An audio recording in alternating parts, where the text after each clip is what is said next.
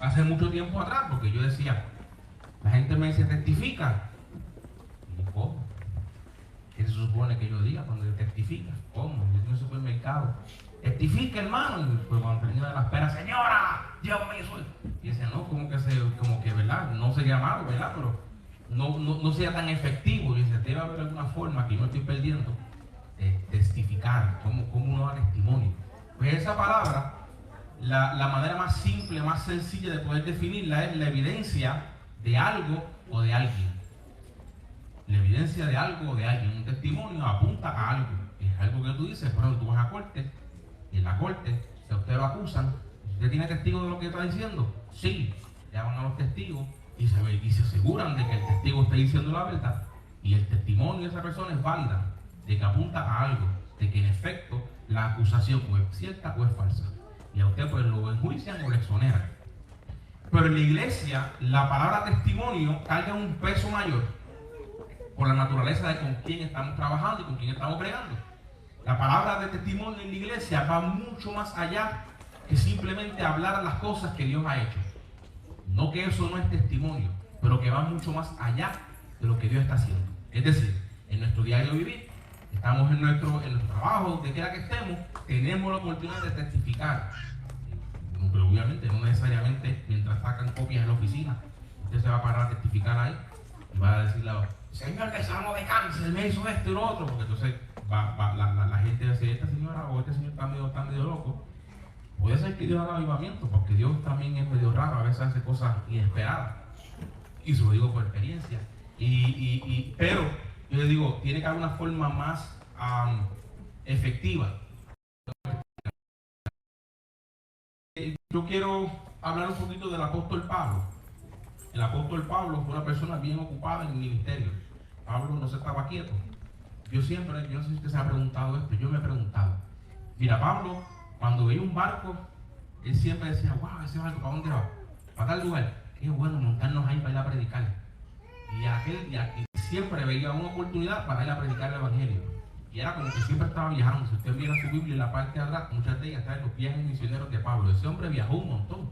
Y eso, era en barco y andaba a pie. Y si imagínese Pablo con internet. ¿Se imagina usted? Y si era así, que su vida estaba en riesgo, montado en barco, pasando hambre, necesidades, y ese hombre, si no lo aguantan, evangeliza el mundo entero. Y casi evangeliza el mundo conocido. Imagínese con internet sin salir de la casa, prende la computadora, Facebook Live.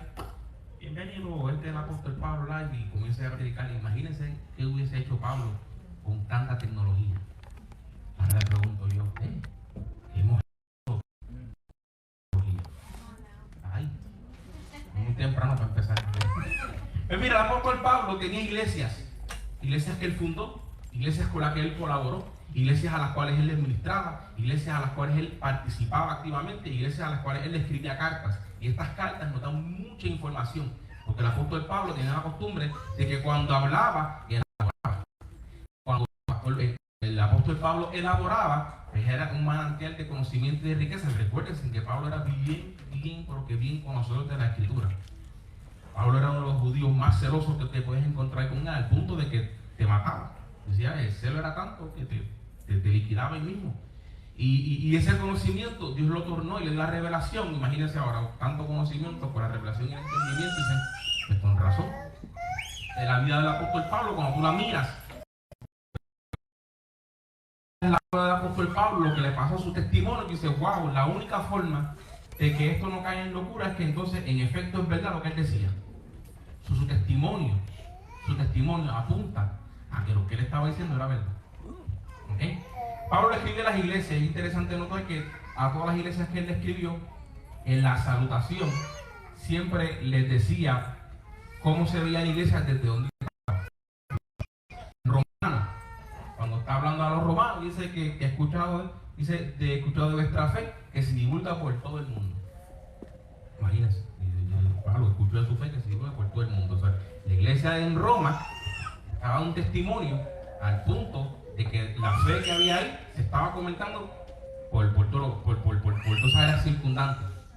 Se fueron virales. En Corintios Dice que ha sido informado acerca de vosotros. Pero esa gente que no es un testimonio raro, dice porque hay contienda. Está flojito. En Gálatas, estoy maravillado de que tan pronto se hayan alejado para seguir un evangelio diferente. También están en la cuerda floja. En Efesios, yo habiendo oído de vuestra fe y el amor por los santos. En Filipenses, oigo de vosotros, están firmes en la fe. En Colosenses, habiendo oído vuestra fe y el amor por los santos. En Tesalonicenses, dice que y en todo lugar vuestra fe en Dios se ha extendido. Eso es en todas las cartas que Pablo escribió a las iglesias. Es decir, que las iglesias como grupo daban un testimonio, iban mucho más allá de simplemente hablar. Por eso desde el principio el testimonio va mucho más allá que simplemente hablar lo que Dios ha hecho. Hay algo más. El testimonio implica mucho más. Y Pablo, en todas las cartas de la iglesia, le dejaba saber cómo ustedes se ven desde acá. ¿Okay? Ahora, hay dos iglesias que son las que yo me quiero enfocar ahora. La iglesia de Corintios y la iglesia de Colosenses. Y la razón por la cual me quiero enfocar en estas dos iglesias es porque estas iglesias tienen mucho en común y un testimonio bien diferente. Corintios, cuando Pablo le escribe a la iglesia de Corintios, le está diciendo, leímos ahí, dice que el testimonio dice que hay contienda. Y esa primera carta de los Corintios es una carta bastante, digo yo, fuerte, porque lo sacude, pero necesaria. Porque en Corintios, si Pablo no hubiese puesto freno, sabe Dios lo que hubiera pasado. Corintios era una iglesia. Dios estaba trabajando ahí. Pablo estaba trabajando con ellos, colaborando con ellos, enseñándoles, escribiéndoles cartas. Había una obra, el testimonio era completamente desastroso. Imagínense que Pablo decía, entre ustedes hay contienda. Y cuando yo fui donde ustedes, le tuve que hablar como gente inmadura. Pudiendo hablarle como gente madura. Es más, ni todavía puedo hablarle como maduro. Yo decía que antes esa gente estaba bien mal. O sea, se quedaron, eran un bonsai de iglesia, no crecieron, ahí se quedaron chiquititos, con inmadurez y con niñería. Y Pablo comienza a hablar, dice, hay divisiones entre ustedes, que si yo soy de fulano, que yo soy de sutano, esos son inmaduros, son niñerías. Eso somos de Cristo todos. Y entonces imagínate, Pablo dice, gracias a Dios que yo no bauticé a nadie, no voy a hacer que alguien diga que se bautizó en mi nombre. O sea, que esa gente estaba como decimos en Puerto Rico, a cabillo volado, andaba suelto, sin freno. Imagínense, decía, Pablo decía, hay entre ustedes, hay pecado de fornicación que ni los gentiles. Ni los gentiles, mira, esa gente son unos demonios, ni ellos. O sea, ustedes están tan locos que cuando ustedes salen a pecar, Satanás sale con su libreta a tomar nota. Ese pecado está bueno. Sí, hermano. Era una cosa desastrosa, que si el hijo estaba con la esposa del papá, bueno, una cosa, pero terrible.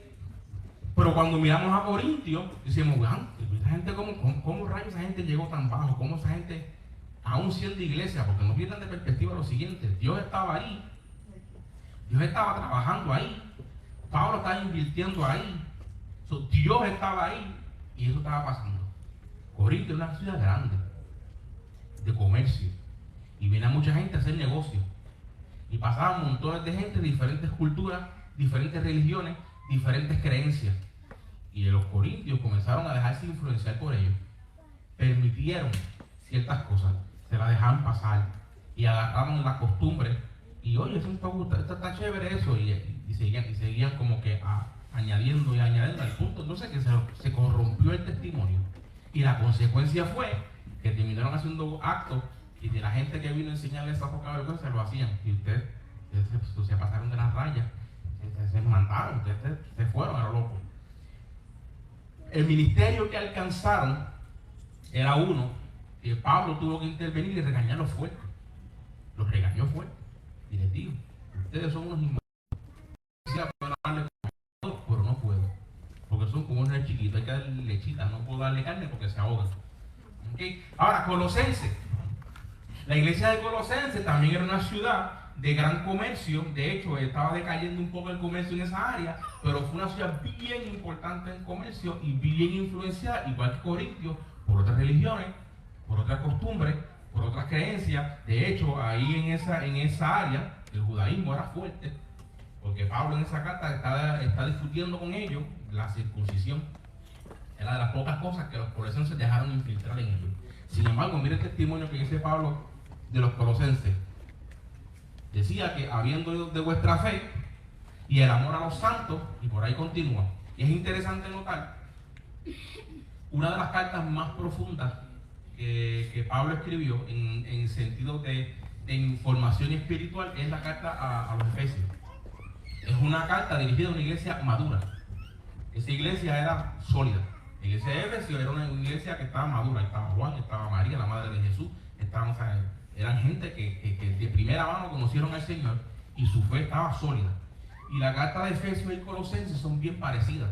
Tocan los mismos temas. Es decir, a los corintios les dijo, le tengo que hablar como de chiquito. Sin embargo, a los colosenses le habló como maduro, como le hablaba a los efesios.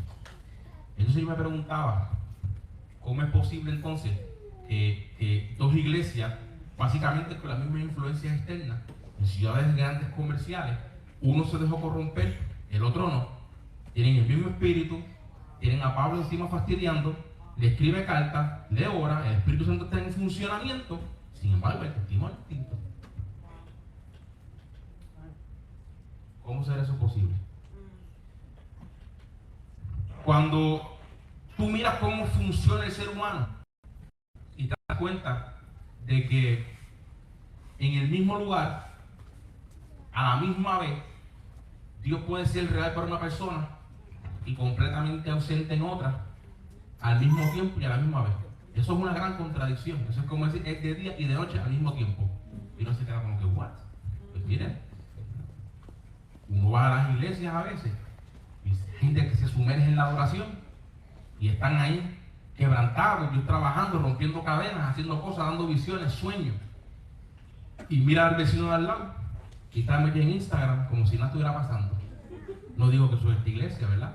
Pero esas cosas se ven. Esas cosas se ven. ¿Y qué pasa? Que cuando damos a luz entonces el testimonio, adivinen qué va a pasar. Pues que tenemos a uno que va a testificar de la gloria de Dios, va a estar viendo milagros, va a estar viendo un crecimiento y un desarrollo a quien se le puede hablar como a persona madura, pero va a haber otro a quien yo tengo que no sé seguir como si fuera un baby, porque todavía es inmaduro, sigue con sus perretas, sigue con sus rabietas, sigue con sus carnalidades, y cuando uno lo quiere corregir, te quiere brincar encima, pues entonces es como los corintios y los colosenses. Y dice, no es que Dios no esté en ti, pero es que hay que trabajar más, hay que trabajar un poquito más. Yo voy a compartir con ustedes una información que yo no que me la inventé, pero la puse organizada para que se entendiera mejor. Y si usted entiende esto, usted va a poder tener un control mayor de cuando la palabra de Dios es predicada en usted, para que usted pueda entonces conservar, preservar y dar un buen testimonio. Amén. Voy a pasar la página de la tabla. Si entendemos la estructura psicosocial del ser humano, no se asuste, es una palabra como que guacho, y este hombre sea psicólogo, no es un psicólogo, ni nada que se parezca. Pero lo psicosocial significa cómo un ser humano psicológicamente se comporta en sociedad. O sea, lo que forma su pensamiento, cómo a última instancia se manifiesta en la sociedad. Por ejemplo, hay personas que se tienen delirio de complejo mesiánico, que eso es de lo más que hay por ahí. ¿Qué significa eso? Pues un tipo que se cree que es el Mesías y que va a salvar el mundo y vengan a hacer lo que era y forman sectas, y entonces ahí ustedes sabrán las barbaridades que pasan ahí. Y son personas que su estructura psicosocial está tan emparatada que los lleva a hacer esas cosas. Hay personas que son psicópatas, son personas que socialmente no es peligroso dejarlos por ahí sueltos sin un check, porque son personas que desafortunadamente cualquier cosa lo trigger y hacen masacre, hacen barbaridades.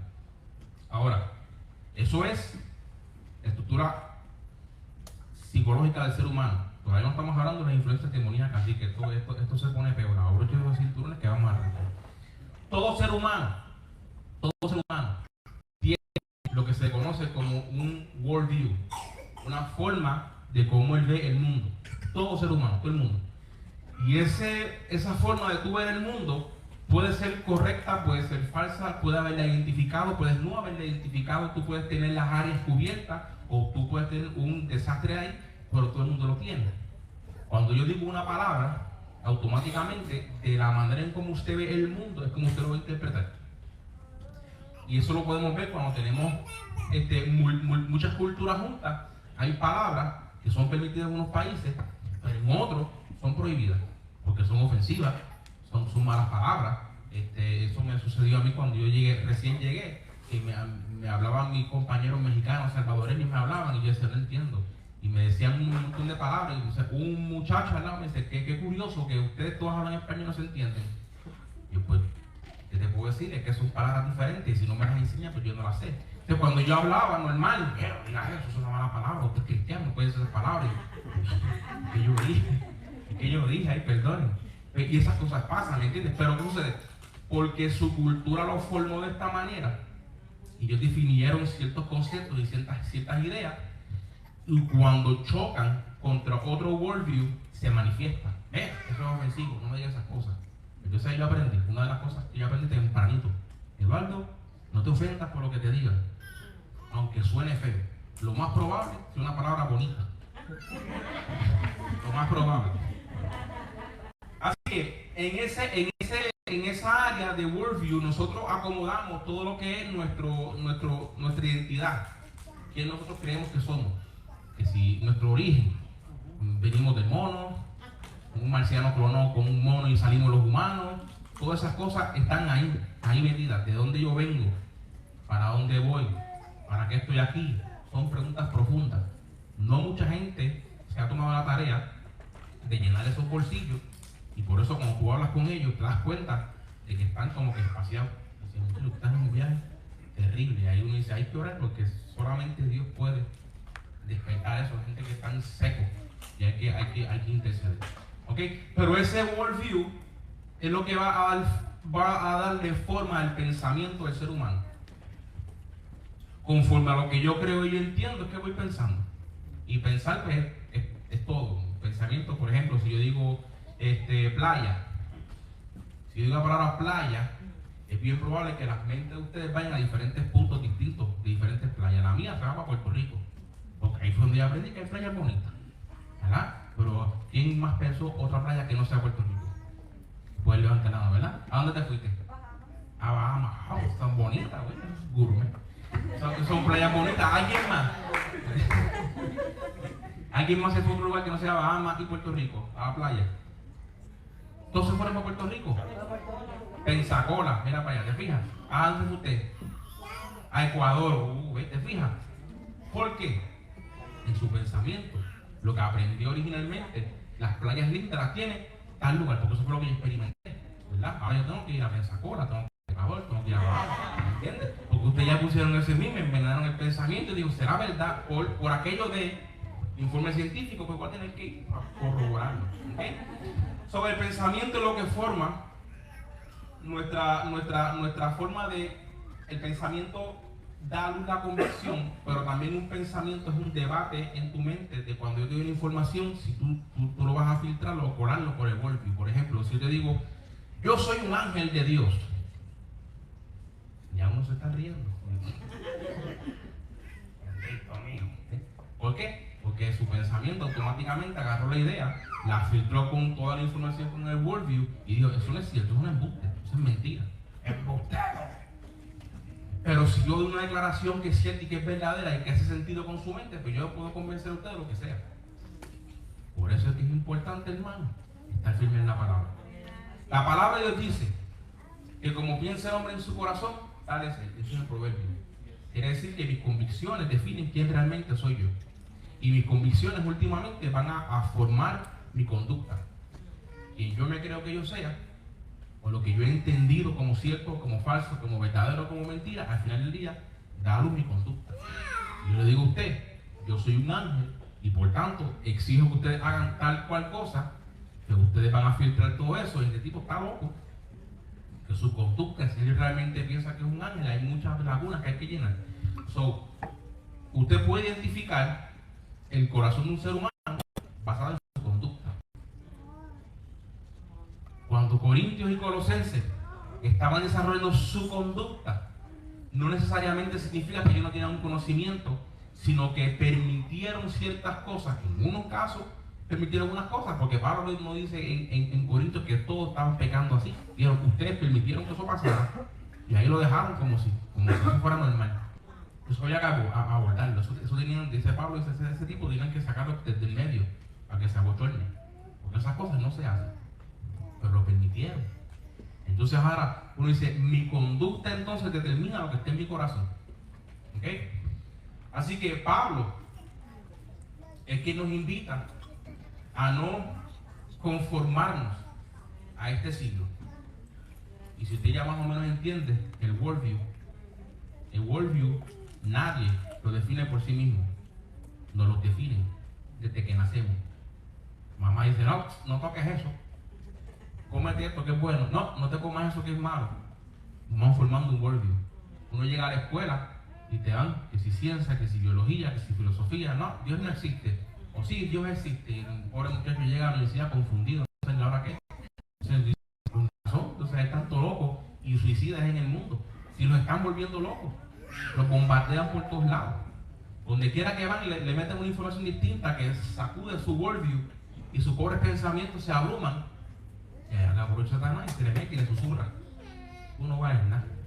Imagínate, si es verdad lo que se fueron, que tú eres un mono, nadie te va a extrañar. Cállate un tiro, Dios reprende. Pero pasa. Dice Pablo, el que nos invita y dice, ¿sabes qué? Olvídate, lo que esté en ese bolsillo, eso hay que cambiarlo. Ser transformado por la renovación del entendimiento. La palabra entendimiento es intelecto, es decir, eso que está allá arriba tiene que ser transformado. Porque es como único, a última instancia, va a poder ser formado tu pensamiento, así es como único va a ser alterado tus convicciones y por último, tu conducta. Es decir, el testimonio que tú vayas a dar está hablando de todo lo que hay para arriba. Allá arriba, la palabra describe el trono en el corazón del ser humano. Si la palabra dice que como piensa el hombre en su corazón, tal es él, y quien se sienta en ese trono es otro ser humano o un demonio, pues eso lo que va a testificar, testifica de su humanidad o testifica de su satanismo. Pero si es un hijo de Dios, testifica entonces de la gloria del Padre. Amén.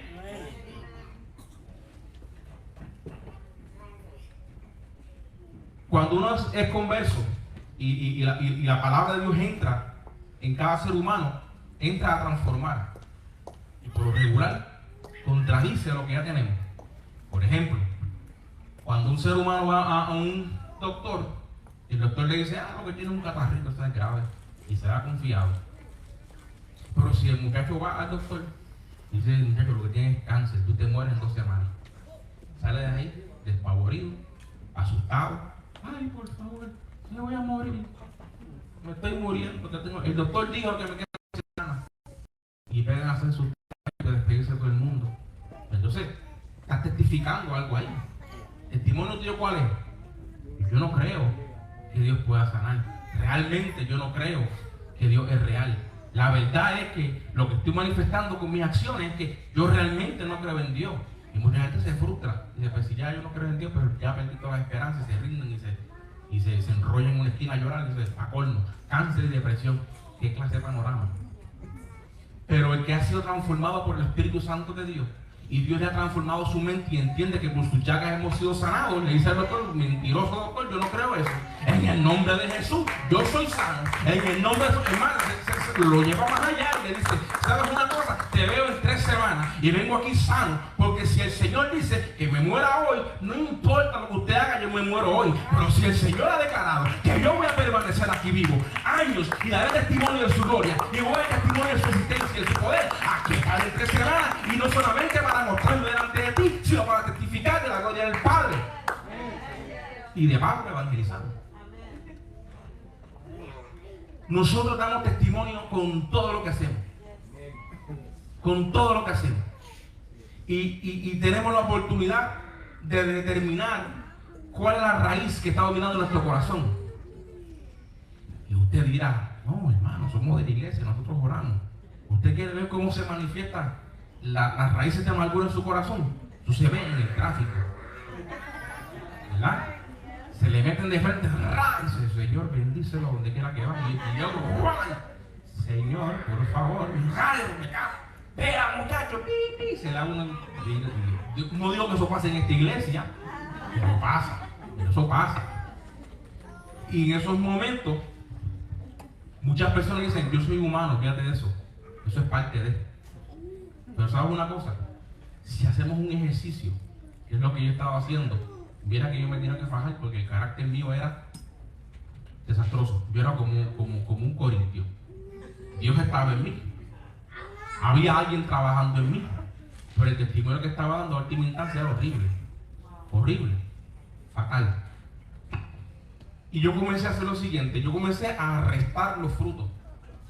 Cuando me da un coraje, por lo regular con la tecnología. Por eso es que, miren, mi tablet queda bonita. Porque cuando se frisan y dan problemas, pues es un problema. Porque te atrasa todo. Y a mí, cuando yo me desespero, se me caen las cosas. Vamos a sincerarnos. Mira, me daba coraje. Cualquiera no sirve. Y seguía caminando. Pero yo arrestaba el pensamiento y la acción y dije, espérate, esa ira no es de Dios. Esa ira no es de Dios. Que tú perdiste el control. Si la palabra de Dios dice que no nos da espíritu de temor, sino de amor, poder y dominio propio. ¿Y por qué estoy testificando lo contrario? ¿Y por qué testifico con mis acciones delante de mis hijas, delante de mi esposa? ¿Por qué testifico yo que prendo el teléfono? Usted sabe que cómo yo tuve que modificar eso el día que me expusieron. Me expusieron así públicamente sin pena y sin misericordia. No hay nadie más cruel que un niño. Te dice la verdad en el momento menos indicado y de la manera menos prudente. Mi papá no se extrañó hace rato.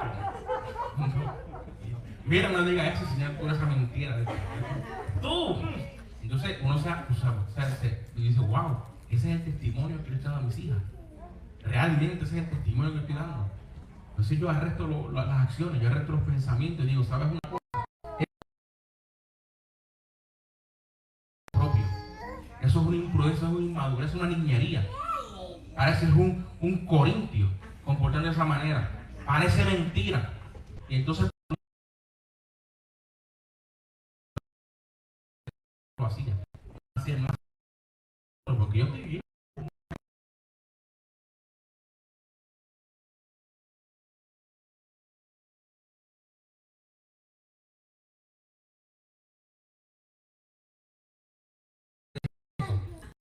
Pero cuando yo entré a la intimidad con el Señor y comencé a orar, me di cuenta de algo. Y dije, ¿sabes qué? Porque tú no eres sincero con Dios y le abres tu corazón a Dios. Porque si tú no eres sincero con Dios y le abres tu corazón a Dios, no hay forma de que tú puedas ser transformado.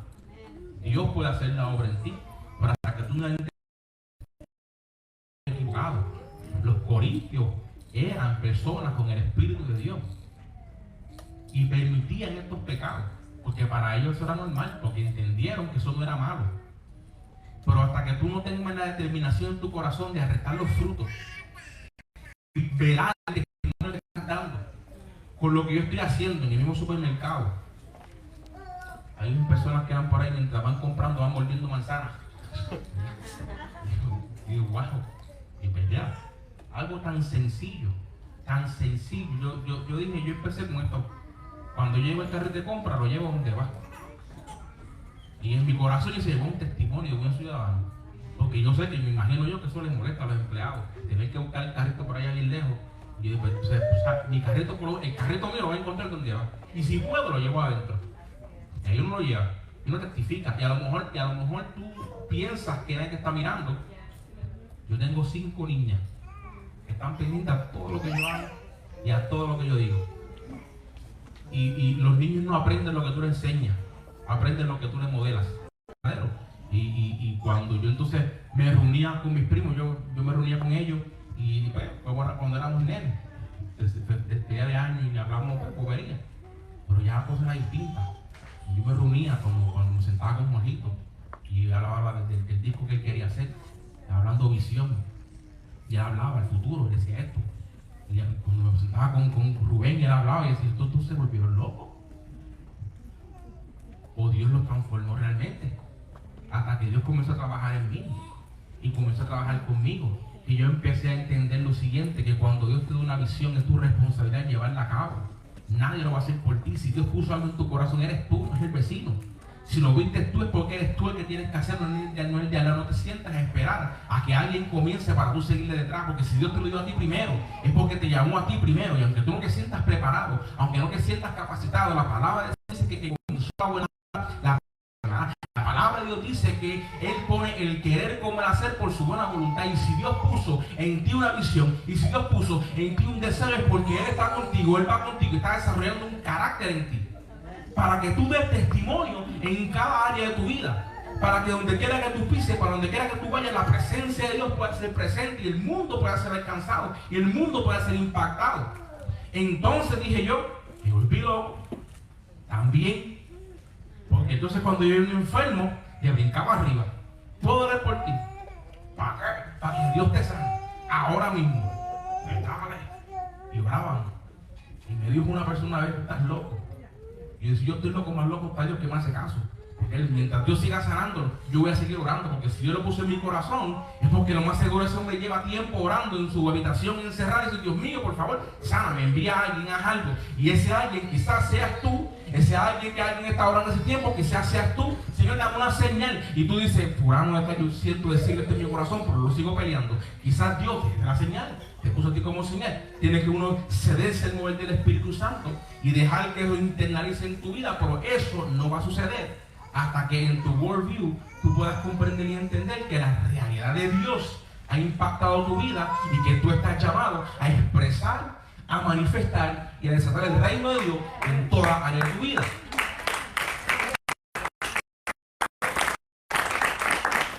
Ya voy terminando. Todavía. Yo sigo. No me tientan mi cara. Si me quito el gabán, se esperado y seguimos.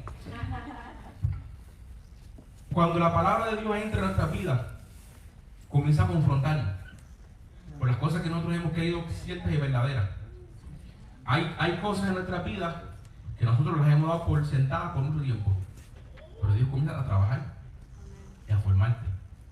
El Señor comienza, como dice la palabra, a transformarte, y comienza a hacerlo desde tu corazón. Cuando Satanás quiere influenciarte, comienza a hablarte a tu mente. Lo voy a repetir de nuevo por si se perdieron. Cuando Dios va a transformar tu corazón, Él va directamente a tu corazón a trabajar con tus convicciones. Después, eso sube y te infecta completo. Cuando Satanás quiere usarte, va a tu mente. Te manipula. Te manipula. ¿Por qué? Porque cuando hablamos de lo que es la creación es, yo siempre hago a mí me hace sentido de esa manera, yo espero que ustedes lo entiendan así. Es como si yo agarro una tapita de botella de agua, que son bien chiquititas, y alguien me dice: le voy a echar esa tapita 25 galones de agua. Wow, apenas lo que cabe es 2 o 3 gotas. Eso no puede hacer. Eso no puede ser. ¿Por qué? Porque la tapita es mucho menor en capacidad que lo que estoy pretendiendo echarle. Por tanto, la creación es pequeña, el creador es enorme. Cuando Dios quiere hablar a tu vida, tu mente no lo va a entender de primera intención. Espirituales, si Dios se manifiesta, de hecho, la palabra dice: nadie puede ver al Señor cara a cara, se muere. Su santidad es demasiado. Tú tienes que ser procesado, tú tienes que ser trabajado. Por eso es que el Señor te va conquistando, te va cautivando. Por eso es que la mayoría de las personas que se convierten y le sirven al Señor ahí con un fuego encendido son personas que llegaron al final de su vida, clamaron y Dios les sana, y fueron conmovidos en su corazón, y entonces van a su pensamiento y dicen: wow, espérate, ¿qué pasó aquí? Y entonces comienzan a aprender la palabra de Dios, y entonces comienzan a perseverar en la Escritura, y entonces comienzan a interactuar con otros creyentes, y entonces comienzan a experimentar una nueva realidad que trasciende por encima de lo que estamos viviendo. Y por eso es que nos dice: loco. La palabra del Señor declara que el Evangelio dice: es locura para los que se pierden, pero poder para los que creemos. Hay personas por ahí quejándose. No nos unamos a ese coro. Nosotros no fuimos llamados a quejarnos. La palabra, yo sé que somos luz del mundo. ¿Por qué no estamos alumbrando? Porque no hemos arrestado el testimonio, porque no estamos conscientes. A veces hacemos las cosas y no nos damos cuenta. Uno está quejándose. Y uno va a defender para mi hijo. Dios te ayude. Voy a orar por ti el martes. Dame tu nombre para orar por ti. La gente ese pensamiento ahí, reprenden el nombre de Jesús. La posibilidad que alguien se queja al lado suyo. Mírenlo. Oren al Padre, Señor. Vamos a orar por esa persona que se fastidie. Ponle la mano encima. Digo, pídele permiso, no hace que sea un karate que... No permita que Satanás se pasee frente a usted. No permita que haya un cautivo frente a usted y usted siendo la luz del mundo, cargando el reino de Dios en usted. Usted vea eso y no pase nada. No sea como pasaba en la iglesia de Corintios, que veían esas cosas pasando, eso les conviene que sigan pasando y lo permitieron, porque al final del día el testimonio fue contrario a lo que supuestamente estaban confesando. Si la palabra declara que somos luz del mundo, sal de la tierra, la palabra declara que Dios está formando el carácter del Hijo en nosotros, ¿por qué no nos portamos como hijos? O Jesús le ignoraba a las personas cuando le pasaban por el lado. Maestro, Señor, estoy ciego, ayúdame. No me hables a mí. No, el maestro iba. Y cuando ascendió el Señor Espíritu Santo decía que recibirán poder.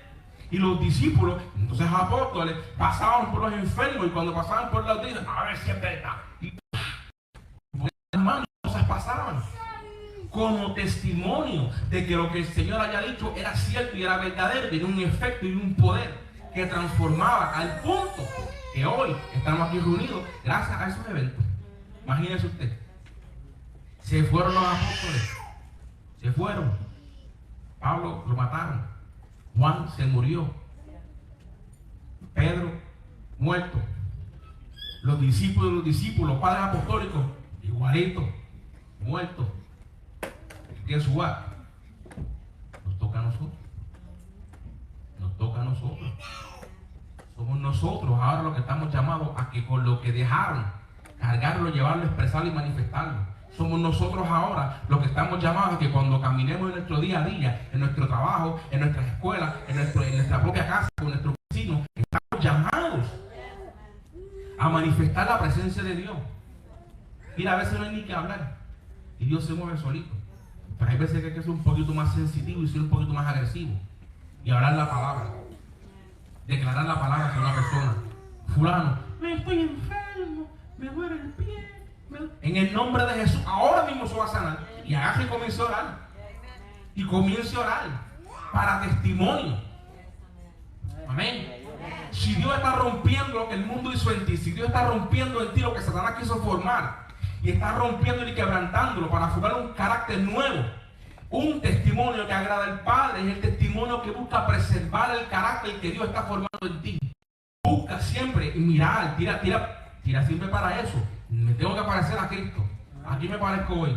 Te pareces mucho, Eduardo. Pues hay trabajo que hacer. Vamos a romper la carne. La semana pasada usted le hablaba, decía la lanza, el celo de Dios, o la lanza. Ah, viste, no estaba aquí, pero estoy pendiente. Ya se fijan, lo estoy observando. El celo de Dios, que se avive en usted, busque parecerse más a Cristo y menos a lo que Satanás quiso decir que usted era. Busque parecerse al Hijo de Dios que Dios intencionó que usted fuera y no lo que el mundo habló sobre usted. ¿Qué dijo el mundo de mí? Que yo era un fracasado, que yo no servía para nada, que yo era un alcohólico, que yo era un adicto, que yo era un sinvergüenza, que era un traidor y muchas otras basuras más. ¿Sabe todo? Y dije, pues, mira, ¿sabes qué? Vete a matarme y te voy a entregar en mi vida. Y haz lo que tú quieras con ella. Y eso fue en el 2004. Y desde ese día, gloria a Dios, hemos estado perseverantes y creciendo y creciendo. Iglesia, realidad de Dios. Una iglesia.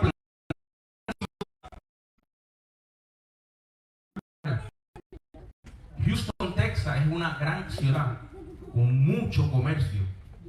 ¿Les recuerda algo? ¿Les recuerda algo? Corintios, Colosenses, grandes ciudades influenciadas culturalmente. Iglesia, realidad de Dios. El mundo los está mirando. El testimonio que están dando se ve. Yo estoy en Dallas y lo veo. Gloria a Dios. Porque se ve unidad. Se ve el amor de Dios. Dios está presente haciendo algo y transformando. La unidad que se vive aquí, la hermandad que se vive aquí, la comunión a la mesa, esas son cosas que no se encuentran fácilmente. No que no existan, pero es difícil encontrarlo. Es bien difícil. encontrar una iglesia que verdaderamente, a pesar de los problemas que puedan tener, a pesar de las luchas y las batallas que estén enfrentando, se mantienen unidos en oración. Son personas que se entregan a la adoración. El martes pasado estuve aquí, adore y adore y adore y adore. Pero cuando van a enseñar algo, y adore y adore, yo ponía el teléfono y me ponía me conectaba y a rato regresaba, brigando por las nenes. Y dice, estos muchachos, mira. Pero gloria a Dios, ¿sabes por qué? Porque eso no se encuentra. Es difícil encontrarlo. Y cuando tú honras al Padre, el Padre te honra. Por eso es que yo quiero exhortarlas a ustedes como congregación a preservar y a cuidar lo que Dios les ha entregado. Porque lo que les dio son las llaves del reino. A través de la adoración se conquista todo. Es únicamente a través de la adoración que tú puedes entrar, entregarle tu worldview a Dios y que entre de Él, para que te llene de su presencia, para que te llene de su palabra, para que te llene de su espíritu, para que tú puedas manifestar el carácter del Hijo.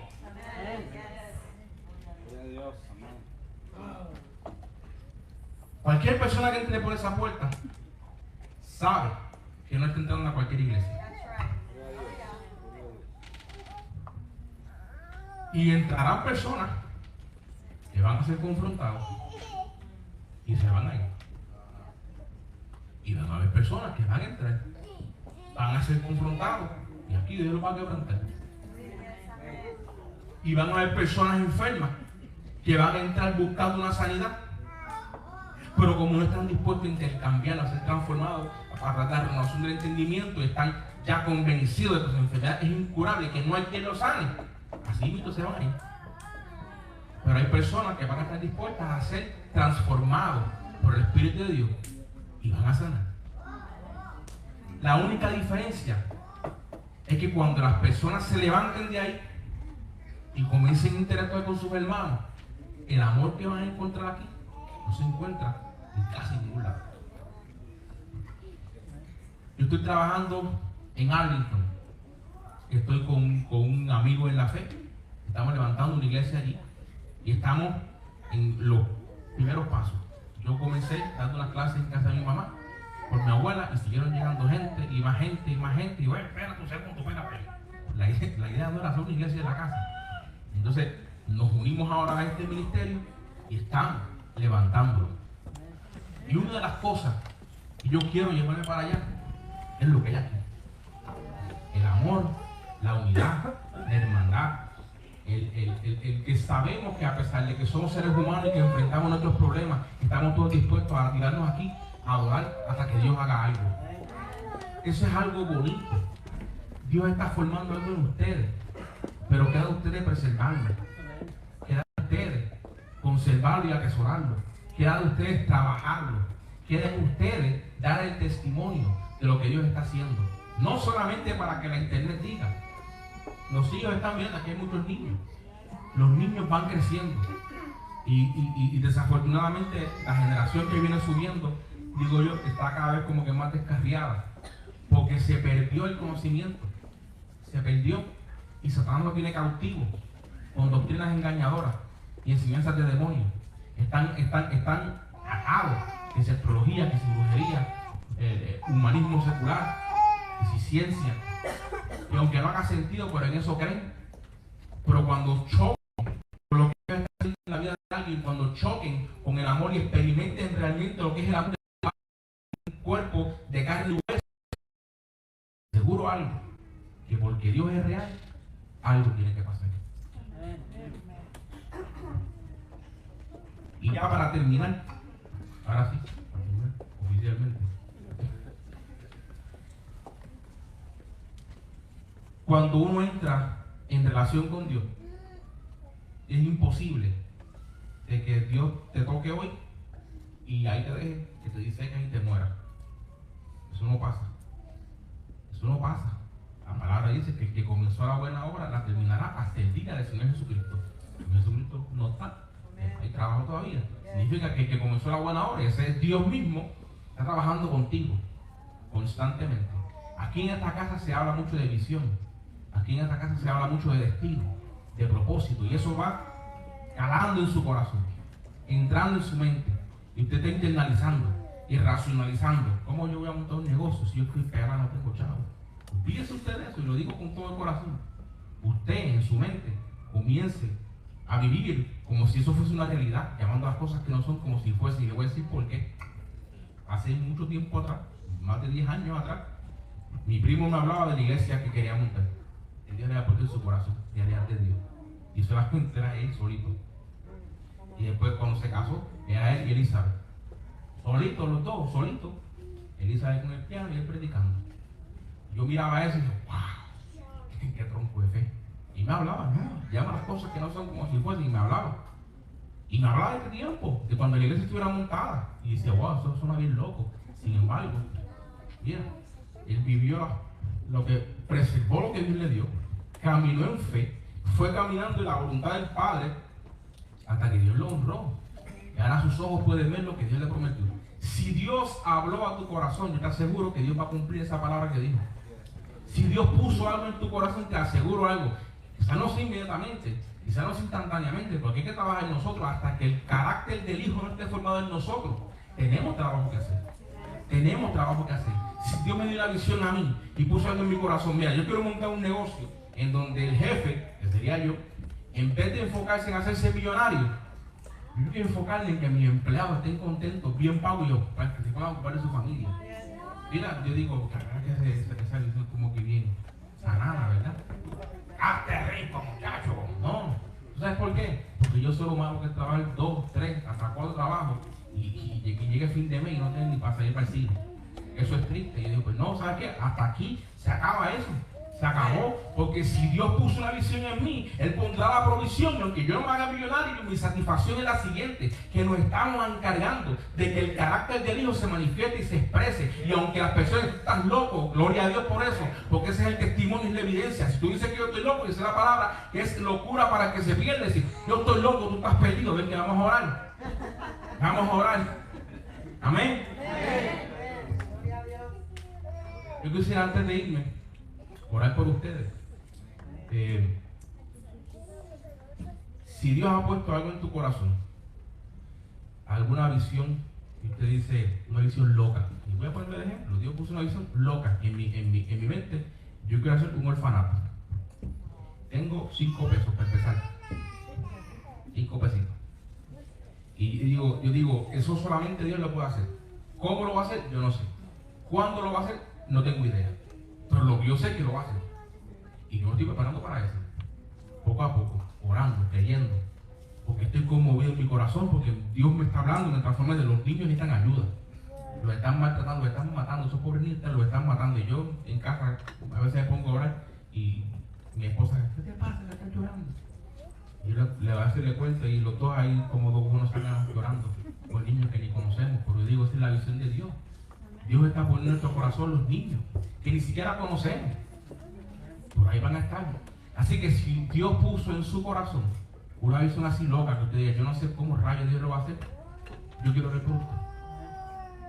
Si usted siente en su corazón de que Dios lo está moviendo para algo a lo cual usted no está preparado, yo siento que Dios me llama a hacer esto, pero no me atrevo.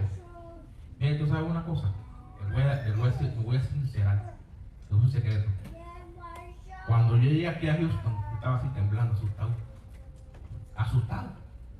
Dice, Dios mío, voy a predicar en esa iglesia. Esa gente sabe la palabra. Esa gente vive entregado ahí. Y ahí, Dios mío, ¿y si yo no estoy preparado? ¿Y si cometo un error? Yo sé, pero el Señor habla a mi corazón. Me dice, es que tú no tienes nada que ver en esto. Es Dios el que lo hace. Se glorifica el Padre. Es Dios que si le da la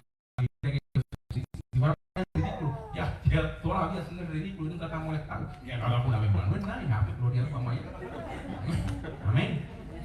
Así que yo quiero que usted se ponga de pie, si es que Dios ha puesto algo en su corazón y usted está dudando.